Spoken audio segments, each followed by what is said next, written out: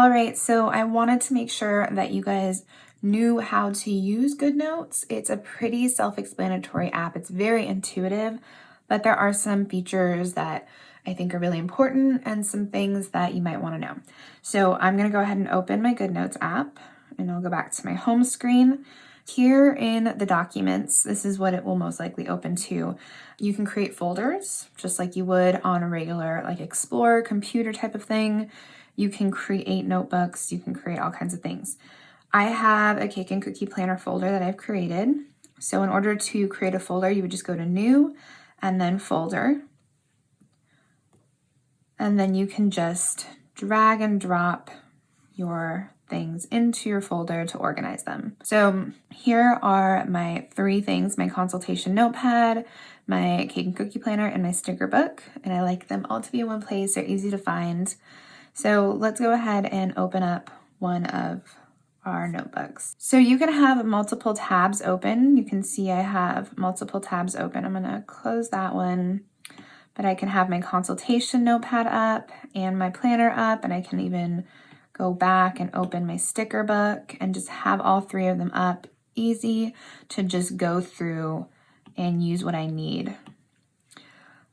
Up here at the top, this little arrow is not a back button in the way that we know it in like a browser. It just brings you back to your documents. So let's look at this cog settings.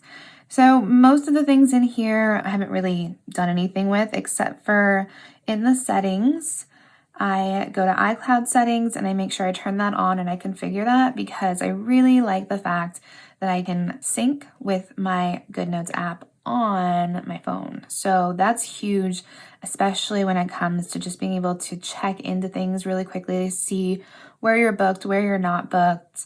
You can bring your shopping list on the go. That's a really big one for me. And you can edit things the same way on your phone as you can in the iPad. It is not exactly created for the phone, so it'll look a little differently, but you can zoom in and do different things that way. Another thing is the backup now. So backing up every once in a while is such a great idea. So if you back up now, it'll start exporting your data and then you can save it where you like. I usually save it to Dropbox. Other than that, it's pretty straightforward stuff. I don't really mess with any of this. All right, so let's go ahead and open up the planner. Going from left to right, we have this bird's eye view of all of our pages. I rarely use this just because it's really hard to see what everything is. The only time I would use this if I accidentally like pasted something in here and I wanted to select a bunch of things and delete them. Other than that though, I don't really use it. If you want to, if you have some favorite pages in here though, you can favorite stuff and then it'll show up here in your favorites. So to do that, if you were like, let's say this was a favorite for you, you can just bookmark it right there with the favorites tab. And then when you open this, it'll be in your bookmarks. All right, and then this little search icon. So this is awesome. It is really, really, really, really great because not only can you search through your entire planner, but you can search text and handwritten stuff. So this is huge for when you're searching for clients or you're searching for any kind of events. It's really, really, really great. You obviously do need to have fairly good handwriting to be able to actually come up, but let's just try it out real quick. I'll write Sarah like that, and then I'll write Sarah a little bit more scripty, right? Let's see what happens. So let's go back to the beginning and we will search and we'll type in Sarah. And you can see right here that it's highlighted both of those Sarahs on that document. So now I can click here and it'll bring me to that page and I can see Sarah right there. It's highlighted once again, which is amazing. And then if you want that to go away, you just cross that out. So that feature is one of my favorite features of GoodNotes. It'll also, of course, search the text. So if you are typing things in, it'll search that too. Love that. We've talked about the bookmark feature. This is the export feature. So this, you can export this single page right here. So if you wanted to send it to yourself, or if you wanted to send, you can, let's do one that you might actually want to send somewhere. Let's do the consultation spread. So let's say you filled out this consultation spread and you wanted to send it to your client. You can come up here to share, export this page, and then you have these 3 different options. Most likely you're not going to want to use the GoodNotes option because only somebody with GoodNotes can then view that file. However, you have a PDF, which is great and everyone can view that, or an image. Usually I do the PDF and then I'll just hit export. You have a couple different options down here. They're great. You actually have editable options, which if for some reason you needed to edit that, that's lovely. So export, and then you just choose where you want it to go. So you can email it directly. You can send it to your Dropbox. You can save to your files here. You can do all the things. It's really, really great. Another thing you can do is export the entire thing. So that's another way to back this up. You can export all. You can export it as a PDF if you want to be able to view it on your PC. If you have a Mac and you have GoodNotes on your Mac, you can do a GoodNotes export. If you just want to simply back it up, that's a great way to back it up too, is just do a GoodNotes export and that'll export everything the way it is, which is super important, right? So that is another great thing. Okay. The other feature I wanted to show you is the print feature. So this is extremely lovely, especially when you have something like a consultation or a project that you just want to have a piece of paper in front of you. Like, we love our tablets, but maybe we just need a piece of paper, or we want to give this to our customer. So you can print this page or print all. So print this page, and then it will look for a printer. So I don't have a printer hooked up to this, but you would have to just set that up ahead of time. I'm not exactly sure how to do that. I'm sure there's some YouTube videos out there all about that. But love that. All right, so that's pretty much it for this section. This would just be if you were presenting. You probably don't need to worry about that, but you can do different options there. Okay, so let's go back to our home. Let's talk a little bit about the functionality of the iPen and your hands with GoodNotes. So this little guy up here, this little symbol, this will turn on your tools or turn off your tools. The only time you can use the linked pages here, which is one of the best features, is when the tools are turned off. There is a slight hack with this. If you do have the tools turned on, you can press down on a link.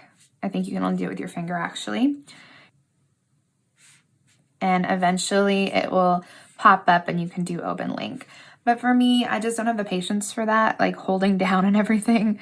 So I just turn it off and we just go where we need to go.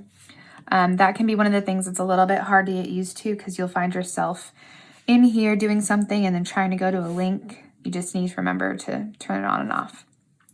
Okay, so once your toolbar comes up, you've got all of these different options. And right now I have the iPencil, actually Apple Pencil, sorry, it's not called the iPencil. This is the first generation pencil. This has been great for me. I love it. I know you can use other styluses with the iPad. I'm not sure what the best ones are out there. All I know is that this works great. Obviously, it was made by Apple, but you can use a whole different array of styluses. All right, so let's look at this toolbar. We have this little option up here, which is a way to zoom up. You can use your finger to go to a place, zoom up, and then write in it. I don't actually really love this feature very much. I don't use it very much, but you can, right? So if you like to just write really big, you can do that here. I honestly prefer just zooming in with my fingers and then writing that way. It depends on how big you write. You know, I've gotten used to actually writing this size. So I've gotten used to just writing this size, but if I wanted more room to write, I can just zoom in and write this way. that's one of the beautiful things about the digital planner is you can zoom in if you write really large or if you just want some more space. So that's all really easy to do. Now, the pen, you have a couple different options. I prefer using the ball pen. That's just me. You can play with different options. Over here are the colors for the pen. So it has 3 little presets that you can set and change at any time. So if you open up the colors, you can change it to the presets you've created down here. You can also come here to custom colors and choose them and then add them to your preset here. You can do hex code. So if you have a particular color that you just love, you can add that here. You can also come here and go through the actual entire gamma and find the color you want and add it. So it'll add it right there. And then you can change these colors up as you want. And they're just there and ready to go. With the size of the actual pen, so right now that we have 3 settings here, you can see one is like a thin mark, one is a medium, and one's more like a Sharpie, right? All you have to do to adjust these is open it up and you can change your 3 settings to whatever you like. Okay. The eraser tool, pretty straightforward. You can erase. There are some great little options here though. You can erase the entire stroke, so that will just erase the entire stroke you created. You can set to erase highlighter only. So if you have written out a bunch of stuff and you just want to erase the highlighter over top, that'll just erase the highlighter. And then auto deselect, I'm not sure what that is, but that's also an option. The highlighter is a great feature that I use a ton. You have the same settings that you would have with the pen, except you just have one type of highlighter. You have this ability to draw a straight line or to just free flow. So when I'm highlighting or crossing things off, I'll usually have this on. If I'm coloring in anything, I'll turn this off. Okay. You have the same type of color choices here where you can choose your colors, and you also have presets. And then you have 3 different sizes. So you can see when I just do a regular highlighter, even with the straight line on, it's not always going to do a straight line. It's only going to do a straight line when you attempt to do a straight line. So without that on, it's just a little bit more messy. Next up, we have the shapes tool. So this can be great for blocking out things. I like to use this for like blocking out my schedule, for instance. So you have the same settings up here with colors, and you can just make shapes by doing a general shape, and then it'll fill it in and give it an outline if you have those settings. So I have fill color setting and snap to other strokes on, and that just helps with that. If you didn't want it to have a fill color, or you decided I don't want a fill color after all, you can just hit the erase right in the center there, or you can hit the back button. So either way, you can do some basic shapes. They're not always perfect. For instance, if I really don't do a great square, it's not going to do a great square. So you have to do a pretty good square for it to actually make the shape you're going for. So that's a great tool for a lot of things. Okay, the lasso tool. This one is important because we like to use stickers. So this is what we do to grab our stickers. When we have pre-sized stickers like we do here, we can go into our sticker book and we open up our lasso tool right here. Now, the other option is using the photo tool, which will select this. However, if you select this, copy it, and bring it over, it's going to resize it to its original size. And one of the great things about this is they're all pre-sized and ready to go. So you want to use the lasso tool to bring things over. So you just select, you can see this entire image will be selected just by me coming in here, making a little circle. And then I just push down in the center And I always want to be copying when I'm copying from the stickers. And then I can just press down and it'll give me an option to paste. And this is already pre-sized and ready to go, so I can just drop that in there. Now at this point, if I wanted to move this around, I could come up here to the photo and select it that way and move it around. Or I could resize something if I needed to resize it. You can resize multiple ways and all that. So you just want to make sure you never cut from this, because if you cut it, then it's not going to be there for when you need it later. One of the other things to note about the lasso tool is if you have multiple images, let's say for instance, I created a little collage of images. So one of the things we have here is our little list builder, and this allows us to just create these lists. I'm using my lasso tool once again because everything's pre-sized. Okay, so let's say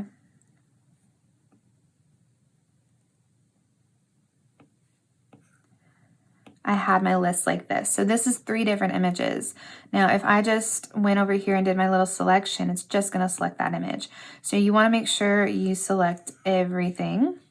You can just go like this and make sure the lasso is touching all 3. But if you had handwriting in here, you want to go all the way around. Okay, so I can now take this. I'm going to cut it this time because I'm actually moving it. And let's say I wanted to put this into here to save it for later. And now it's a template that I can use whenever. All right, so next up is our image. So we can just add an image in from our camera roll here. Now you've got little thumbnails up here. They're not always the easiest to see. You can also just tap and then you can open your photos this way. So another way, if you're not using GoodNotes, you can add stickers this way, which would just be PNGs. You can then size them the way you need and do it that way. The sizing is what can be a little bit annoying. One little tip when you are sizing images, try to line it up to the center of what you're trying to size it up to and then size down, because it sizes from the center out or the center in. You can also copy and paste things from other places into this. So for instance, if you use Procreate, which I do, I use it for sketching often. I will just take this, come up here, and I will say share. And you can do a JPEG, a PNG, so it'll export. And then I'll just simply copy that. And I will paste it where I want it. So you'll see that there's a background on this. If you wanted it to be transparent for the background, you would want to use a PNG and turn your background off. But for most cases, a JPEG is going to work just great. You can add like custom lettering. If you do custom lettering, you can do all kinds of fun stuff that way. You can also take a picture. I haven't done this yet. Usually don't need to, but if you wanted to maybe take a picture of a client's contract and put that in here, you can absolutely do that. The text feature, this is especially great for those of us who don't really like to write by hand, or maybe those of us who are from a generation that types faster than they write. This is just as simple as adding your cursor and then typing. If you have a keyboard, a Bluetooth keyboard, that works really great with this. That's what I usually use. But you can just type in right in here.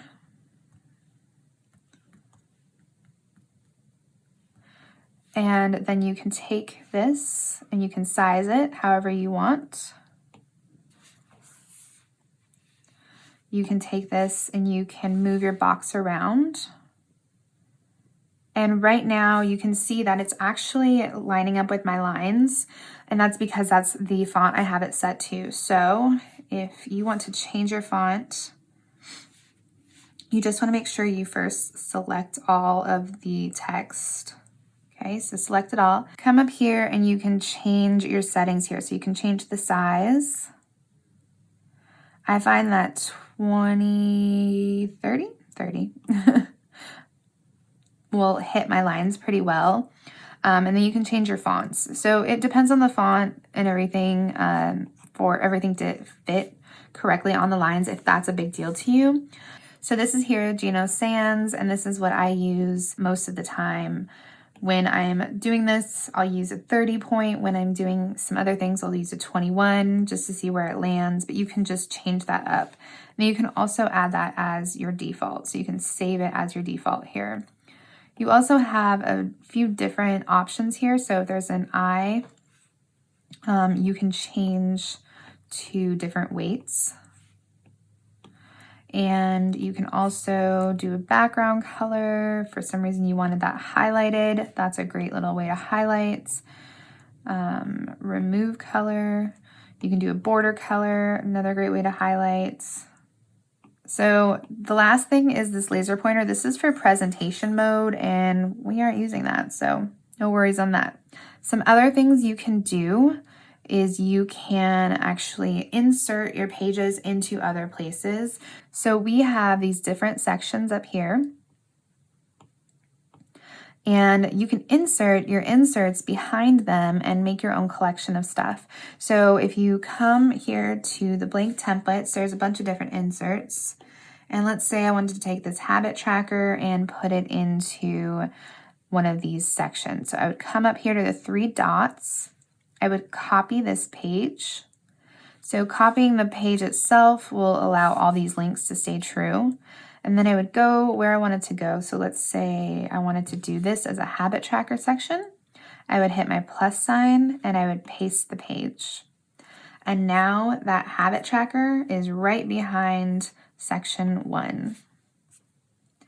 And then I can come in here and say, it's not my best handwriting, but you get the idea. So now we have our habit tracker right there and we're good to go. You can add as many sheets as you want.